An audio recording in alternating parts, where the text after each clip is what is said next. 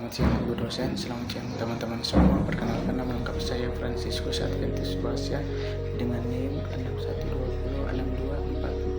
612062400002. Saya dari Universitas Telugu Global Mulia Cikarang.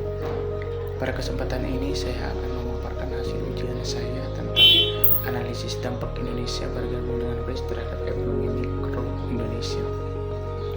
Bergabungnya Indonesia merupakan jabatan politik luar negeri yang bebas dan aktif serta semangat non-blok. Konsep ini pertama diperkenalkan oleh ekonomi Jim O'Neill dari Goldman Sachs pada tahun 2001. BRICS merupakan akronim yang mewakili kelompok 5 negara berkembang terdiri dari Brasil, Rusia, India, China, dan Amerika Selatan. Salah satu tujuannya adalah untuk mendorong kerjasama ekonomi dan menciptakan tatanan dunia yang seimbang di mana kekuatan ekonomi tidak hanya berpusat pada negara-negara barat saja, tetapi juga yang mencakup kekuatan baru dari negara-negara berkembang.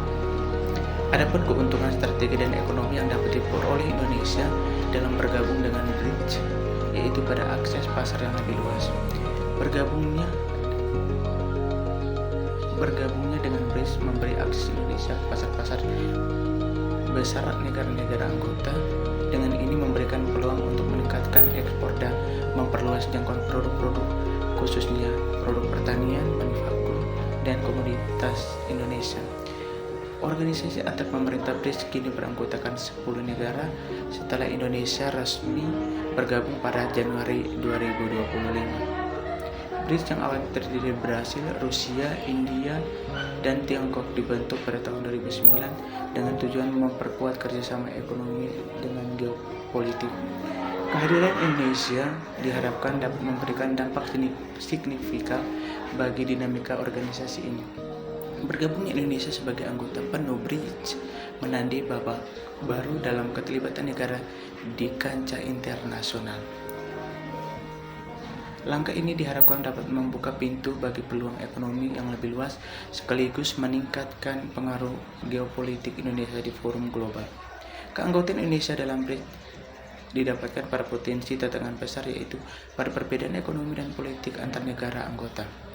Perbedaan signifikan antara kekuatan ekonomi utama seperti Cina dan India dengan sistem politik yang berbeda, serta karakteristik unik Brasil dan Afrika Selatan menghambat tercapainya konsensus dan pengambilan keputusan bersama yang efektif.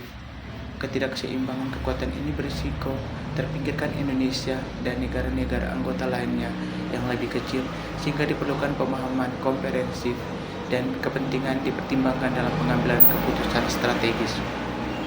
Faktor-faktor yang mempengaruhi kerja, kinerja UKM dan aspek SDM, aspek keuangan, aspek teknik produksi dan operasi, aspek pasar dan pemasaran, aspek kebijakan pemerintah, aspek sosial, budaya dan ekonomi, serta aspek peranan lembaga. Kesimpulan dari pembahasan ini menunjukkan bahwa BRICS memiliki peran strategis dalam mendorong terciptanya tatanan global yang lebih adil, seimbang, dan multipolar. Dari sisi internal, meskipun terdapat tantangan seperti perbedaan kepentingan nasional, kepentingan kapasitas ekonomi, dan risiko dalam tata kelola, keberagaman ini justru bisa menjadi kekuatan jika diimbangi dengan penguatan kerjasama, harmonisasi kebijakan, peningkatan keterbukaan, dan integrasi ekonomi antar anggota. Sekian dan terima kasih.